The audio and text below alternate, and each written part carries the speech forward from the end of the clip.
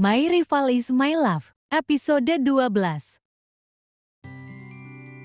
Pagi itu gue bangun dengan perasaan terkejut. Gimana gak terkejut? Orang gue bangun langsung lihat si Kenzi ada di sebelah gue. Gue kan jadi geli liatnya. Masa sih dia semalam klonin gue? Gue lihat dia masih tenang santai aja merem. Kayaknya pules banget tidurnya. Sementara gue jadi cenat-cenut karena tahu semalam gue tidur bareng dia. Dia gak ngapa-ngapain gue kan? Pegang-pegang ini, itu.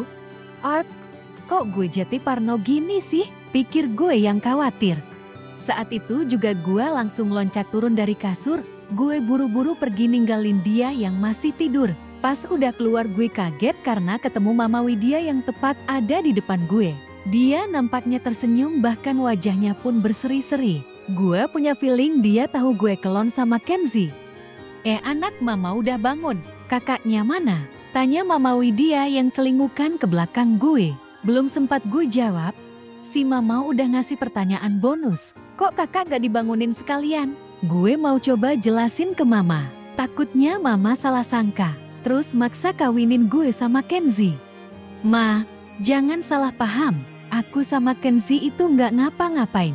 Dan itu, aku gak sengaja semalam ada di kamar Kenzi. Mama lalu nyanggol gue.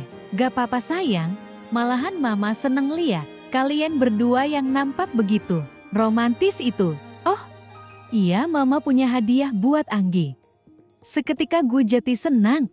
Begitu dengar si Mama mau ngasih hadiah. Dan entah kenapa gue jadi lupa sama kejadian pagi ini yang melibatkan gue sama si Kenzi. Mana-mana Ma, minta gue saking semangatnya. Anggi harus mandi dulu. Suruh Mama Widya yang langsung gue laksanain.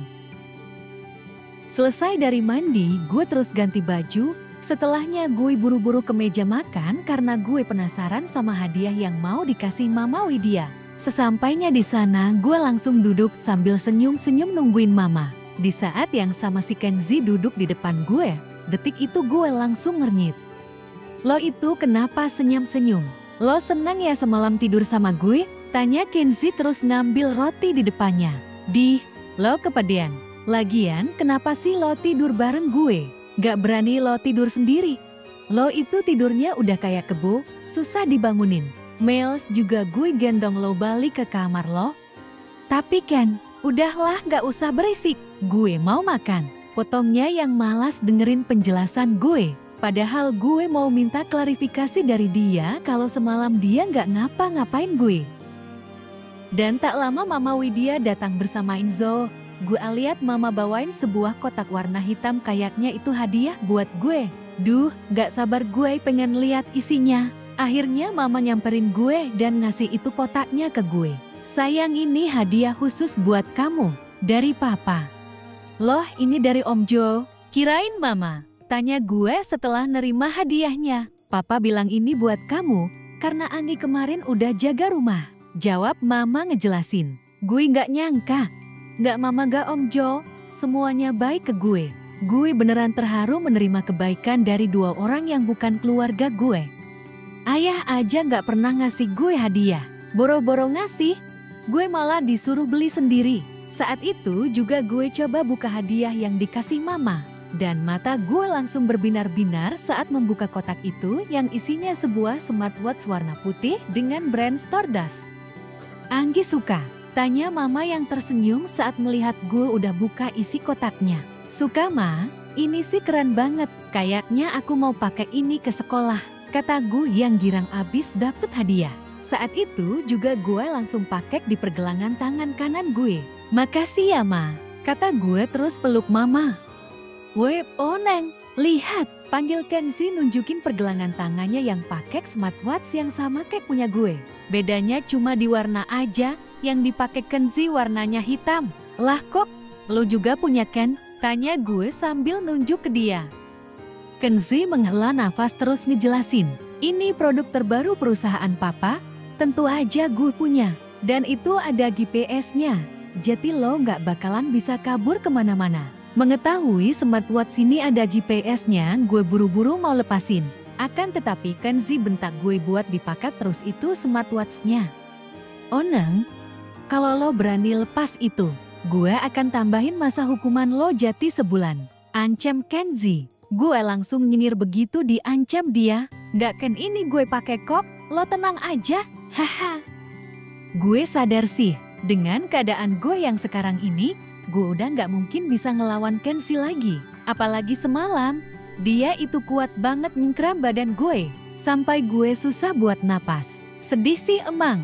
Tapi mau gimana, gue sekarang ini hanyalah cewek lemah di hadapan Kenzi. Dan setelah selesai sarapan, gue narik kursi buat dekatin papanya Kenzi yang udah kelar makan. Om, makasih ya Om Jo, udah baik ngasih hadiah ke aku. Om Jo lalu mengusap bibirnya yang abis kelar makan itu dengan tisu. Anggi suka. Gue mengangguk buat jawab. Baguslah kalau Anggi suka. Om sengaja kasih itu karena kemarin kamu udah jujur sama Om. Dan Om juga gak nyangka Anggi kemarin yang masak buat Kenzi waktu Om sama Mama gak di rumah. Terang si Om Jo terus ngelus kepala gue. Mendengar perkataan Om Jo, gue langsung aja ngasih tahu ke dia apa aja yang udah dikerjain anak kesayangannya itu kemarin. Om, aku kasih tahu ya, kemarin itu Kenzi kerjanya gak ngapa-ngapain. Semua kerjaan rumah aku semua yang ngerjain. Kenzi sama sekali gak mau bantu. Setelah mendengarkan pengaduan dari gue, Om Jo langsung ngomelin Kenzi. Kenzi yang masih duduk di tempatnya cuma bisa diem dengerin omelan dari bapaknya. Setelahnya gue dan Kenzi berangkat sekolah. Pas keluar dari rumah gue pamerin duit jajan tambahan yang gue dapet dari Om Jo. Haha, gue seneng banget sih dapet 100.000. Sering-sering aja kayak begini. Lumayan kan kalau sebulan gue ngaduin Kenzi gue bisa dapet uang jajan yang di bawah UMR. Lagi senang-senang ngejek dia, si Kenzi manggil gue buat buru-buru naik ke motornya. Buruan naik, gue tinggal kalau lo cuma cengengesan di situ. Ken, gue lupa helmnya. Buruan ambil, suruhnya. Gue masuk lagi ke dalam rumah buat ngambil helm. Dan setelahnya gue pakai, terus berangkat deh. Di perjalanan gue coba nanya ke dia tentang kejadian semalam. Ken, lo semalam gak ngapa-ngapain gue kan? Pikir aja sendiri, jawabnya sambil ngegas motor. Gue yang masih parno, tetep kekeh nanyain kejelasannya sampai di pemberhentian lampu merah. Ken, bilang dong ke gue kalau lo emang gak ngapa-ngapain gue. Hark, berisik, denger ya Onang, semalam kita cuma tidur biasa. Lagian di kamar juga ada Inzau. Ya nggak mungkin juga gue telanjangin lo buat itu. Gue akhirnya lega setelah mendengarkan ceritanya. Syukurlah gue masih perjaka. Perawan. Dan tak lama Kenzi nurunin gue di tempat biasa yang sepi. Setelah gue kasih helmnya ke Kenzi, dia bisikin gue sesuatu yang bikin gue merinding. Onang, sebenarnya semalam lo peluk gue pas tidur. Detik itu juga, gue diam di tempat sesaat setelah mendengarkan ucapan Kenzi. Dan Kenzi pun pergi ninggalin gue sendiri, tepat di depan kios tambal ban di dekat sekolahan. Tuh kan, gue ini kenapa bisa peluk dia? Gumam gue merangek karena jijik udah peluk Kenzi. Jam 8:47. Angga, ini beneran kamu yang ngerjain?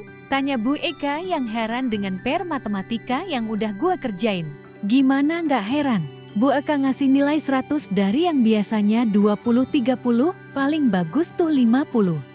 Bu Eka sampai geleng-geleng setelah lihat tugas gue dia nilai 100. Mungkin dia lagi mikir gue nyontek siapa? Kalaupun nyontek masa yang dapat 100 cuma gue. Asli ini mah. Bu Eka mau suzan sama gue. Bu, aku beneran ngerjain sendiri. Gak lihat mataku sampai merah gara-gara begadang ngerjain. Di kelas, bukan hanya Bu Eka yang melongo lihat nilai gue. Bahkan semua teman-teman gue di kelas 12 IPA 5 pada rebutan cuma mau lihat langsung nilai gue yang 100. Mungkin mereka pikir ini adalah momen bersejarah. Gue bisa dapet nilai 100. Mereka nggak tahu aja. Semalam kan gue belajar sama Kenzi. Tony dan Yanto yang heran masih kepo nanyain gue. Mereka langsung berkerumun di deket meja gue. Nggak, kasih tau gue. Lo nyontek punya siapa? Gue masih gak percaya lo dapat 100. Berisik, kalian ini kenapa jadi ribut sih? Cuma PR doang udah pada heboh. Jawab gue yang heran sama teman-teman gue yang penduduk Wekanti ini. Cuma PR aja digede-gedein. Gimana kalau mereka tahu gue cewek? Gak kebayang bakal seberapa gemparnya kelas gue. Mereka gak tahu aja menderitanya gue ngerjain itu, Pir. Bahkan gara-gara itu juga gue sampai kelon sama si Kenzi. Dan tak berselang lama handphone gue bunyi, gue mengernyit saat lihat notif pesan dari Kenzi yang nyuruh gue nemuin dia pas istirahat nanti. Dan gue makin uring-uringan saat melihat nama dia yang udah ke-save di handphone gue dengan nama Kenzi Ganteng. Dia kok senaknya utak-atik handphone gue. Gerutu gue kesal. Di jam istirahat gue segera nemuin dia di belakang sekolah. Begitu ketemu gue langsung ngomelin dia yang senaknya save nama dia. Mana namanya ada gantengnya. Bagi gue gak ada ganteng-gantengnya. Ken, lo itu kenapa sih save nomor kontak lo sendiri di handphone gue? Bawel banget sih lo, kayak cewek aja. Gue cowok Ken. Tapi emang sekarang ini cewek. Art, lo kenapa jadi permasalahanin gender gue sih? Lo itu kenapa galak banget sih sama cowok yang udah nidurin lo? Bisa nggak sih jangan bahas itu? Udahlah, lo mau apa manggil gue kemari? Tanya gue kesal. Kenzi tersenyum, lalu mengambil uang 20.000 di kantongnya. Terus ngasihin ke gue. Beliin roti bakar tambah susu kedelai 2 di kantin, gak pakai lama. Gue terima duitnya itu. Gue dibeliin gak? Berisik, buruan berangkat. Bentaknya nyuruh. Gue langsung pergi buat ngejalanin perintahnya. Dan beberapa menit kemudian gue kembali ke tempat dia dengan membawa pesanannya. Pas gue datang dia malah lagi lesehan di lantai gudang. Ken, ini pesanan lo. Roti bakar sama susu keledainya 2, kata gue yang malah bikin dia ngakak. Haha, kedelai oneng, bukan keledai, seru Kenzi merevisi. Iya, itu deh pokoknya. Nih, udah gue beli semuanya, kata gue terus nyodorin ke dia kresek yang gue bawa. Setelah dia terima, baru deh gue pamit buat pergi. Udah kan? Siapa bilang lo boleh pergi? Panggilnya yang nahan gue. Gue yang udah jalan 2 langkah jadi berhenti mendadak gara-gara dia manggil. Gue langsung berbalik buat nanya, apalagi sih kan? Kenzi lalu melemparkan 1 pisis roti bakarnya yang berhasil gue tangkap. Temenin gue makan? Enggak, lo nolak perintah gue, kata Kenzi melotot. Seketika gue jati nyengir gara-gara dipelototin dia. Enggak kan? Gue bercanda kok. Dan gue jati duduk di sebelah dia. Nah gitu aja kok susah banget, seru Kenzi sambil ngunyah roti bakarnya.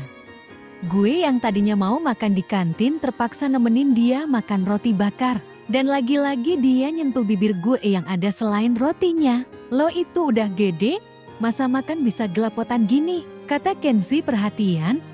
Gue sampai keselak gara-gara perlakuan dia. Uhuk, gue batuk. Kenzi buru-buru ngasih gue susu kedelai yang tadi gue beli. Dan langsung gue minum setelahnya. Lo kenapa sih? Tanya Kenzi. Gue dim sambil natap dia.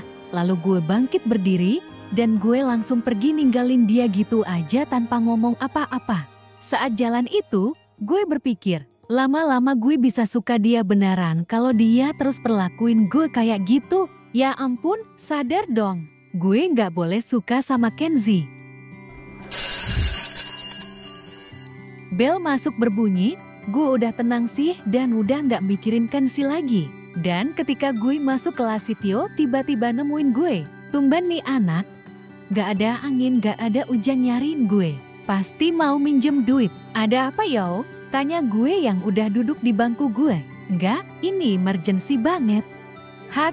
Udah langsung aja gak usah muter-muter. Potong gue yang udah tahu arah pembicaraannya. Gue butuh duit enggak? Please tolongin gue, seru Tio memohon.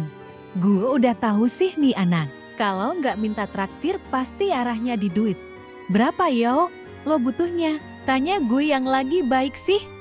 Gak banyak, 300.000. Seru Tio yang bikin gue kaget.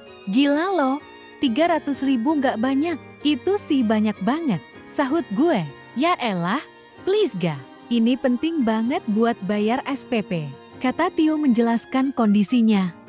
Lah emang, nobok lo nggak bayarin? Bayarin, cuma duitnya gue tilep kemarin buat beli Amar. Gue lalu menghela nafas sambil ngelus-ngelus dada menghadapi teman gue yang durjana ini. Gue tadinya nggak mau minjemin sih, tapi karena dia mau gadein motornya, gue jadi iba dan minjemin dia duit 300.000. Gak apa-apa deh gue kehilangan duit 300.000, yang penting gue bisa pulang naik motor sendiri dan gak usah nebeng si Kenzi lagi. Haha. Dan tak terasa jam pulang sekolah pun tiba. Siang itu gue liatin Kenzi di tempat biasa dia nunggu. Dia lagi duduk di atas jok motornya sambil kelingukan. Kayaknya sih dia nyariin gue. Haha, lucu banget deh. Lihat dia lagi bingung gitu. Pasti si Kenzi takut dimarahin mama kalau pulang gak bareng gue. Mumpung dia gak lihat, gue kagetin aja dia. Haha, gue yang ada di belakangnya langsung mencet bel motor Beat putih yang gue pakai. Detik itu juga Kenzi langsung loncat dari tempatnya dan noleh ke belakang. Dia pasti kaget banget sampai loncat gitu. Haha, Onang, apa yang lo lakukan? Terus lo pakak motor siapa? Tanya Kenzi lihat gue yang bawa motor. Gue lalu hidupin mesin motor gue. Sebelum gue gas gue kasih pesan dulu ke dia. Ken, maaf ya mulai hari ini gue mau berangkat pulang sendiri. Dan gue langsung gas motor gue sambil melambai ke dia. Baik Kenzi. Gue seneng banget. Akhirnya gue bisa pulang sendiri tanpa perlu dibonceng sama dia. Gue bebas mau ngapa-ngapain dan yang terpenting, gue mau jajan dulu mumpung punya duit. Jam 17:10. Gue langsung masuk ke rumah setelah puas jalan-jalan sore. Dan gue kaget karena satpam rumah gue udah berdiri di depan pintu dengan tatapan tajam. Kayaknya dia mau ngomelin gue. Misi ya mas. Anak orang mau lewat kata gue coba nyelonong masuk. Tapi ya gimana, namanya juga Kenzi. Dia gak bakalan ngebiarin gue lewat gitu aja. Dan tepat kayak dugaan gue. Tangan si Kenzi udah nyantol aja ke tas punggung gue. Gue langsung noleh ke dia. Apa sih Kan? Bisa gak sih lo biarin gue tenang? Gue mau mandi nih. Onang jawab gue. Lo dari mana? Terus itu motor siapa lo pakai? Tanya Kenzi dengan nada membentak. Gue abis jalan-jalan Kin. Terus itu motor gue. Gue dapet dari teman gue yang utang. Puaskan lo. Jelas gue yang mau langsung masuk. Kenzi ganti pegang tangan gue. Kayaknya dia belum puas sama penjelasan gue. Lepasin, balikin motornya. Bentaknya yang kini maksa. Nggak mau gue, tolak gue kekeh. Ya udah kalau lo nggak mau balikin, gue yang bakal balikin. Sore itu gue bener-bener dibikin kesel sama si Kenzi. Bisa-bisanya dia nyuruh gue buat balikin motor yang digadain ke gue. Kalau gue balikin gue rugi dong. Terserah lo mau ngapain aja. Gue beneran benci sama lo kan? Teriak gue sambil nangis-nangis di depannya. Saat itu juga gue pergi dari hadapannya buat ke kamar. Kenapa sih dia itu selalu ngelarang-ngelarang gue? Padahal gue bukan siapa-siapa dia. Dan sesampainya di dalam kamar, gue masih nangis sambil peluk guling gue. Gue bener-bener gak habis pikir dia kok marah-marah ke gue cuma karena gue bawa motor sendiri. Dan tak lama seseorang mengetuk pintu kamar gue. Tok tok tok, Anggi, ini mama sayang. Masuk aja ma. Ceklek, Mama Widya masuk. Mama yang lihat gue lagi nangis langsung kasih perhatiannya. Dia nyamperin gue terus peluk. Anggi, kamu kenapa kok nangis? Tanya mama yang nampak khawatir. Buat ngejawab pertanyaan mama, gue langsung ngadu tentang jahatnya si anak kesayangannya itu. Ma, anak mama itu jahat banget. Masa aku nggak boleh pulang sendiri ma? Maafin kakak ya sayang. Kakak ngelakuin itu karena kakak khawatir ke kamu. Dia nggak mau Anggi kenapa-napa. Takut, dia bilang takut. Ma, bilangin ke Kenzi, udah berapa kali dia marahin aku. Terus apa dia nggak puas selama ini udah nyuruh-nyuruh aku. Aku udah nurutin semua kemauan dia. Aku udah nggak ngerokok lagi. Aku udah nggak pernah bolos. Bahkan sekarang aku udah nggak pernah keluar rumah lagi. Apa itu yang disebut demi kebaikanku? Gak adil. Ini gak adil mah. Aku cuma minta sedikit kebebasan. Apa karena aku sekarang perempuan? Makanya dia sama mama nahan aku terus. Kalau karena itu, aku gak mau jadi perempuan mah. Balikin aku jadi Angga Rahmadan yang dulu lagi.